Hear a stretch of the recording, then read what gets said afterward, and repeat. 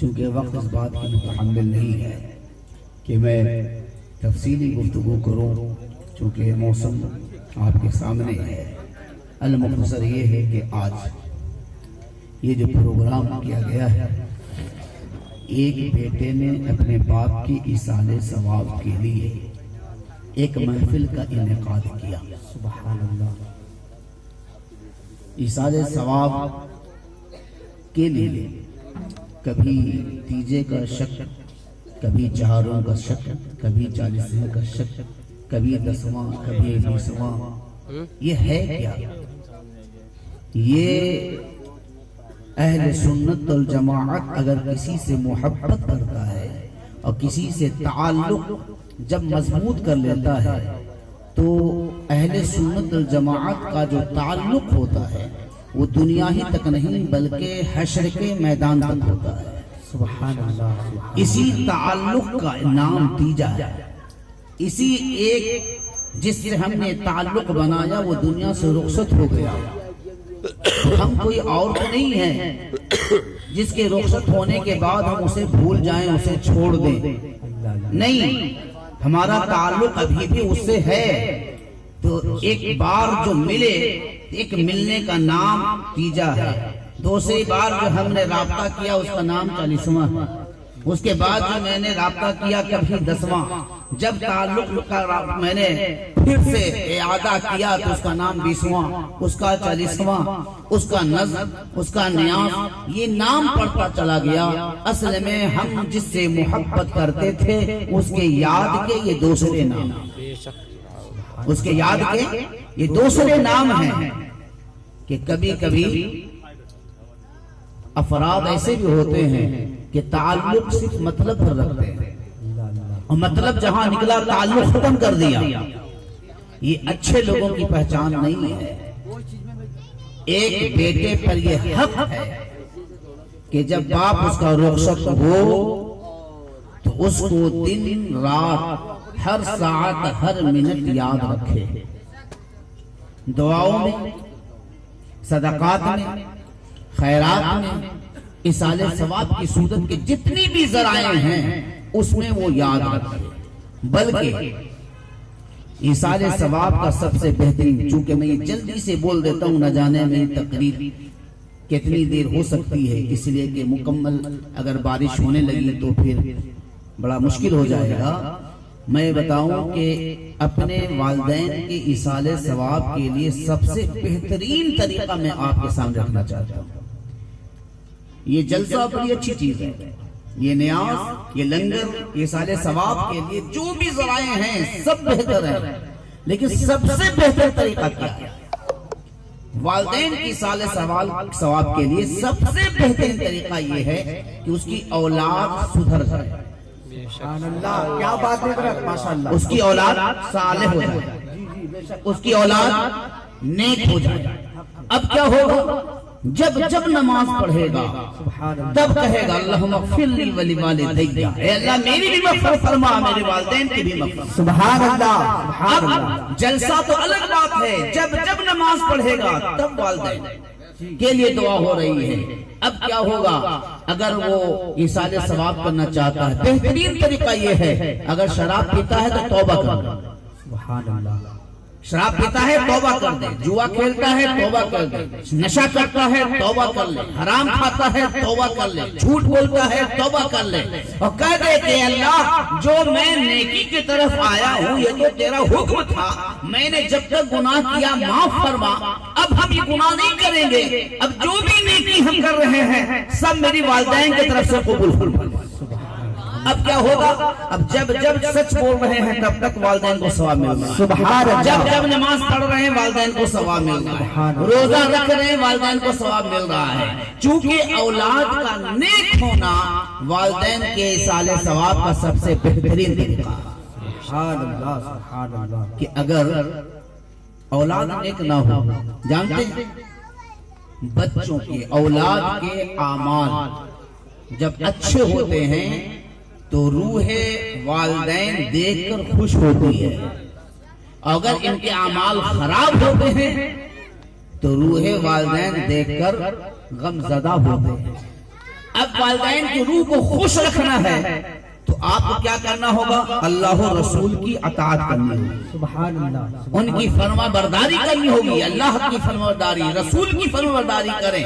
اب کیا ہوگا کہ آپ کے صبح کے بھی ثواب والدین کے پاس پہنچ رہے ہیں اور شام کے بھی ثواب والدین کے پاس پہنچ رہے ہیں۔ سبحان اللہ، سبحان اللہ۔ ایک زمانے میں ایک واقعہ ذہن میں رکھیں، ایک بزرگ قبرستان سے گزر رہے تھے، انہوں نے دیکھا رات میں، چونکہ اہل مراقبہ تھا، اہل مشاہدہ تھا، بڑا اونچا مقام تھا، قیام کیا تو کیا دیکھا کہ رات میں قبریں شق ہوئی، اس میں سے مردے نکلے، سب کے سامنے سونے کے طباق میں نور کی کوئی چیز ہے جو سجا کر پیش کی گئی، سب حاصل کر کر بہت خوش ہوئے، لیکن ایک قبر سے ایک شخص نکلا بیٹھا، لیکن اس کے سامنے کوئی طباق نہ تھا، بڑا رنجیدہ ہوا، افسردہ ہوا، چونکہ صاحب مراقبہ تھے، کہا کہ کیا بات ہے؟ کہا کہ ان کی اولادوں نے جو ایصال ثواب کیا ہے کہ انہیں سجا کر کشت میں پیش کیا گیا ہے، چونکہ میرا ایک بچہ ہے، میرا ایک بیٹا ہے، وہ شراب پیتا ہے اور اس نے مجھے اب تک کچھ نہیں بھیجا، اس لیے مجھے محرومی تو ہو ہی رہی ہے، لوگوں کے سامنے شرمندگی بھی ہو رہی ہے۔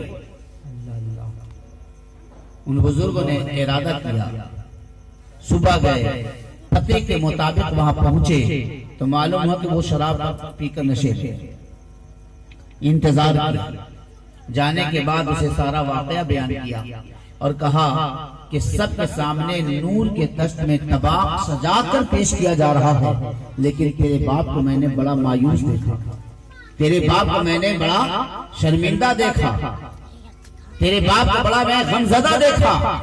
کہا ایسی بات ہے تو میں ابھی توبہ کرتا۔ سبحان اللہ، اس نے اسی وقت توبہ کیا، سبحان اللہ، والدین کے لیے جو دعائیں کرنی تھی اس نے دعا کی۔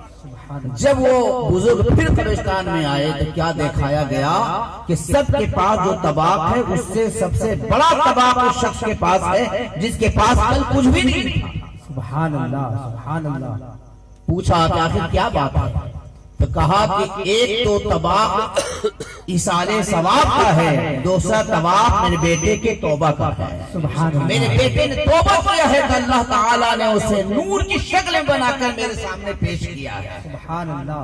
پتا کیا چلا کہ اولادوں کے کرتوت کے جو اثرات ہوتے ہیں والدین کے روح پر مرتب ہوتے ہیں، اس لیے اولاد کے لیے چاہیے کہ اولاد نیک بن جائے تاکہ آپ کے صبح و شام آپ کے افکار و تخیلات، آپ کے اعمال و کردار، سب کا ثواب آپ کے والدین کو ملتا رہے اور اللہ تعالیٰ ان کے مقام و درجات کو بڑھاتا رہے۔ سبحان اللہ، سبحان اللہ، سبحان اللہ۔ جب ہمارے ہاں کسی کا انتقال ہو جاتا ہے تو ہم انہیں کہتے ہیں مرحوم۔ کیا کہتے ہیں؟ مرحوم۔ یہ مرحوم کہاں سے آیا؟ ہمارے نبی صلی اللہ علیہ وسلم فرماتے ہیں امتی امت مرحوم، میری امت میں جتنی امت ہے سب کو اللہ تعالیٰ نے رحمت زدہ بنایا ہے، یعنی اس پر رحمت کی نوازشیں ہوتی ہیں۔ سبحان اللہ، سبحان اللہ۔ جو امت ہے اللہ کے نبی فرماتے ہیں کہ رب کا اتنا کرم ہے کہ میری امت پر اللہ کی رحمت ہے، صاحب رحمت ہے۔ اس حدیث پاک کی اس ٹکڑے سے مفسرین و محدثین نے جو دنیا سے رخصت ہو جاتا ہے اس کے لیے خاص مرحوم رکھا، سبحان اللہ، جن پر اللہ کی رحمت ہو رہی ہے۔ اب آپ جانتے ہیں جو جملہ یہ ہے کہ معاذ اللہ بازو کے ہاں کے مر گئے، ختم ہو گئے، اب ان سے کوئی تعلق نہیں ہے، یہ اہل سنت جماعت کا طریقہ نہیں۔ ہمارے ہاں موت اللہ تعالیٰ کی طرف سے بندے کو انعام کی شکل میں دیا جاتا ہے۔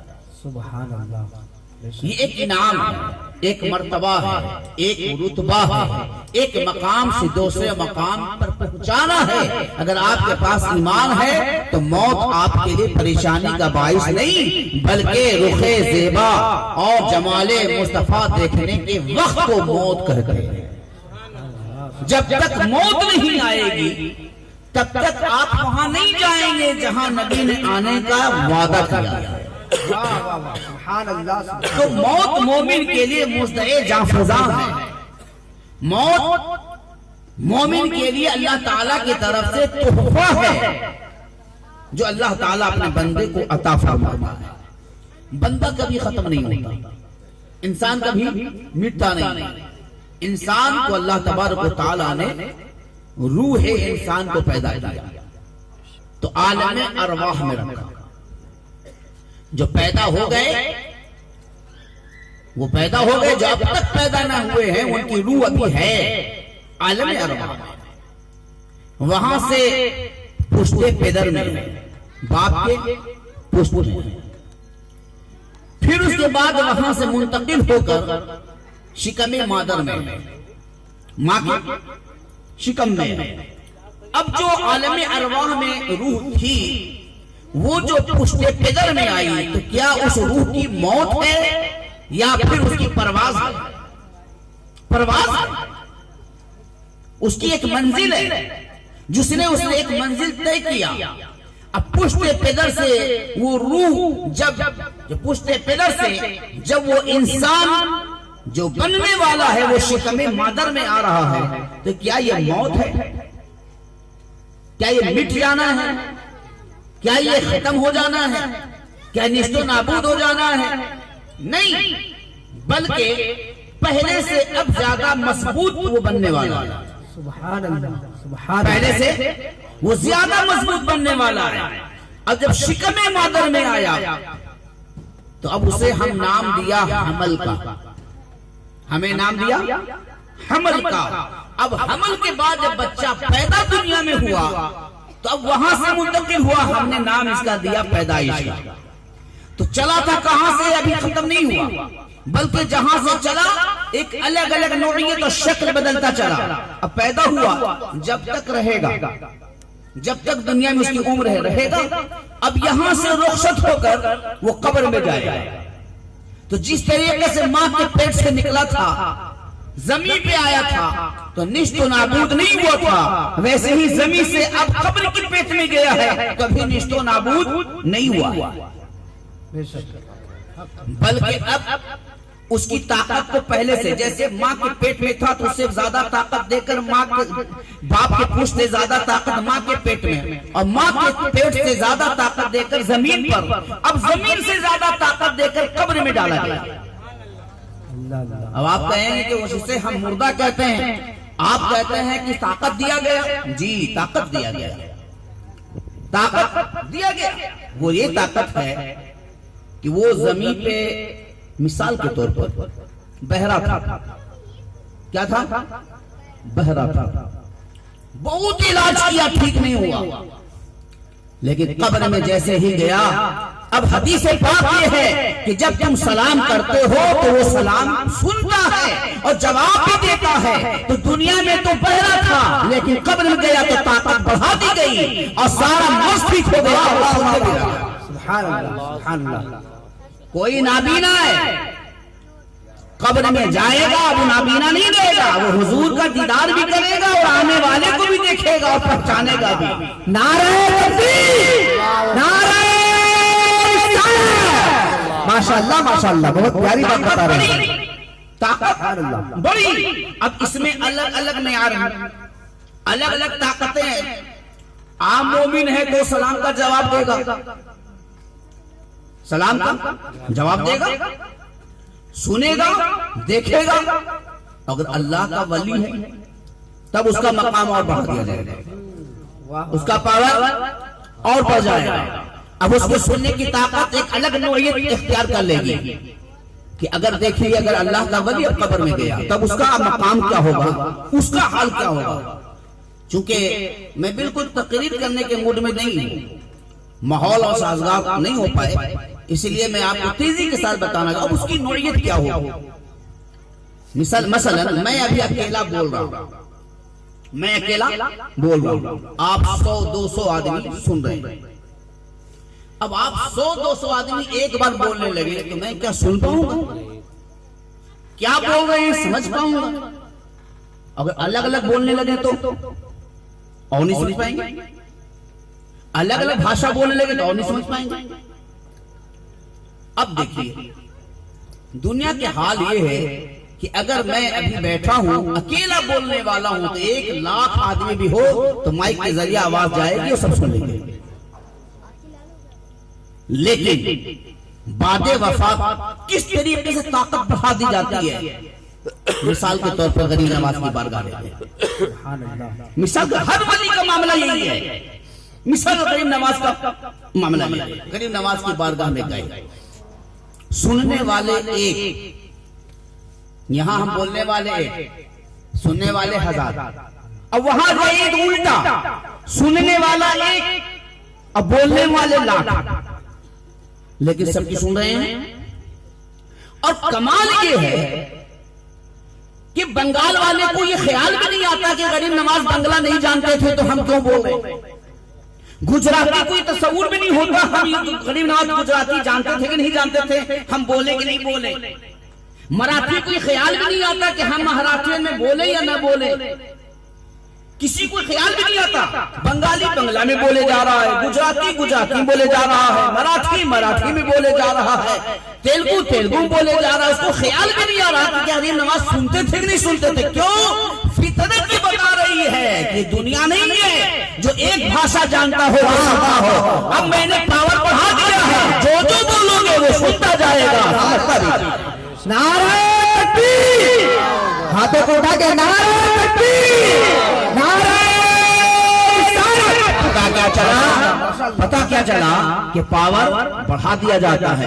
تو آپ ہی بتائیے کہ عقل مند انسان، ایک انسان بیمار، اب ڈاکٹر نے کہا اسے آپ لے جائیے یہ ٹھیک ہو گیا، تو کیا اسے مردہ کہیں گے؟ اللہ تعالیٰ یہ کہہ رہا ہے کہ یہ بیمار جو بندہ تھا اب ہم اسے ٹھیک کر لے کے جا رہے ہیں.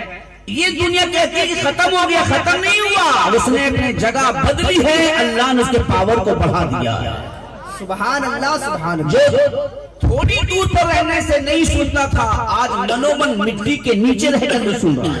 سبحان اللہ سبحان اللہ ماشاءاللہ. حکم ہے کہ جب قبرستان جاؤ تو کہو السلام علیکم یا اہل القبور، وہ تمہارے سلام کا جواب دیتا ہے. سبحان اللہ. اب معیار جس کی جتنی پاور ہوگی، جو دنیا میں جس طریقے سے زندگی گزارا ویسی طاقت بڑھا دی جائے گی. اب اللہ کے ولی کی طاقت کیسی بڑھی کہ اب بنگالی جو ہے بنگلہ میں بول رہا ہے. اچھا دیکھیے اگر ایک ہی بھاشا میں ایک ہی بات اگر کوئی 1000 آدمی بولے تو سننا ممکن ہے، لیکن بھاشا الگ اور مانگ بھی الگ.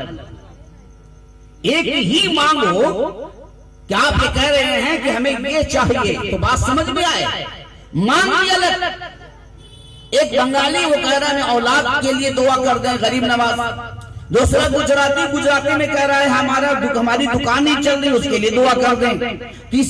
تیسرا جو ہے وہ اپنے صحت کے لیے دعا کر رہا ہے. چوتھا جو ہے تندرستی کے لیے دعا کر رہا ہے. الگ الگ مانگے ہیں، الگ الگ بھاشا ہے، الگ الگ انداز ہے، اور وہ پکار رہا ہے. 1,00,000 بولنے والے ہیں، تنہا غریب نواز سن رہے ہیں. سبحان اللہ. پتا کیا چلا؟ طاقت بڑھی. اب طاقت بڑھی تو اس کے بعد اللہ تعالیٰ کیا کرے گا؟ جب تک قیامت نہیں آ جاتی تب تک اسے قبر میں رکھا جائے گا. واہ واہ واہ سبحان اللہ. روح کو عالم برزخ میں رکھا جائے گا. سبحان اللہ. عالم برزخ سے روح کا جسم کا ایسا تعلق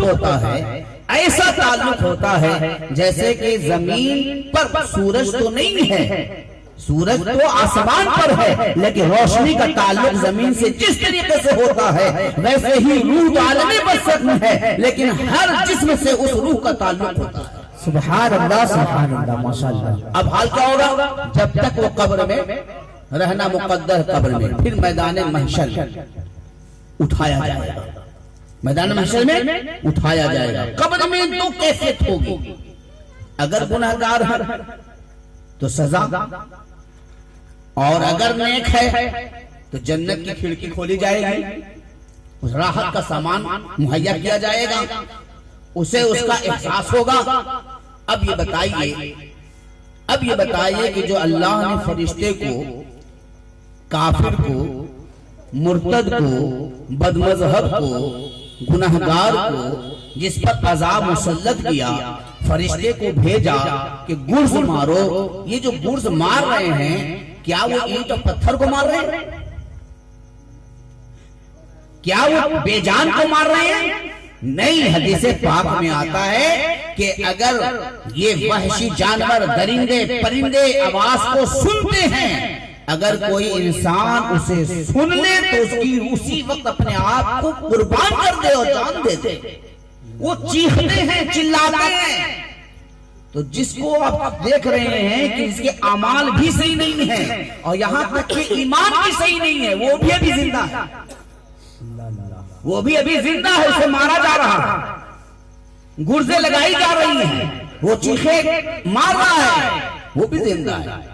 جو ایمان والا ہے اس کے جنت کی کھڑکیاں کھول دی گئی ہیں، مسند لگا دیا گیا ہے۔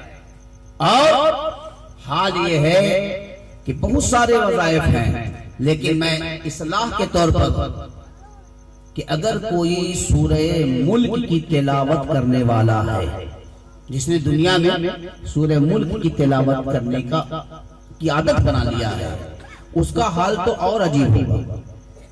میرے آقا کریم صلی اللہ علیہ وسلم فرماتے ہیں کہ سورہ ملک کی تلاوت کرنے والے کو جب قبر میں ڈالا جائے گا تو سوال و جواب کے لیے فرشتے بعد میں آئیں گے، پہلے سورہ ملک پہنچے گی۔ سبحان اللہ، فرماتے ہیں سورہ ملک پہنچے گی، اور پہنچنے کے بعد نور کا سایہ کر دیں گے۔ واہ واہ، نور کا کیا بات کر دیں گے؟ جب نور کا سایہ ہوگا تو حال کیا ہوگا؟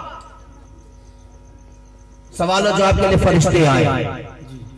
اب اللہ کی قدرت دیکھیے، اللہ کیا دکھانا چاہتا ہے؟ حالانکہ یہاں نور کی چادر تنی ہوئی ہے اور وہ بھی نوری ہے، لیکن انہیں پتہ نہیں چلے گا راستہ کہاں ہے، ڈھانپ دیا ہے۔ عرض کریں گے رب کریم جہاں تو نے بھیجا تھا میں ٹھیک جگہ پر پہنچا ہوں، لیکن وہاں نہیں پہنچ پا رہا جہاں مجھے جانا ہے۔ اللہ رب العزت فرمائے گا اے میرے فرشتوں پلٹ آؤ، پلٹ آؤ، اس لیے کہ میرا کلام، میری سورت، سورہ ملک نے اسے ڈھانپ رکھا ہے۔ ایک روایت میں یہ ہے کہ سورہ ملک عرض کرے گی رب کریم تو نے اس سے سوال کرنے کے لیے بھیجا ہے جس نے مجھے اپنا دوست بنایا ہے، کیا پروردگار میں تیرا کلام نہیں ہوں؟ اللہ فرمائے گا بے شک تو میرا کلام ہے، تو میری سورت ہے۔ تو سورہ ملک عرض کرے گی پروردگار اس نے مجھے اپنا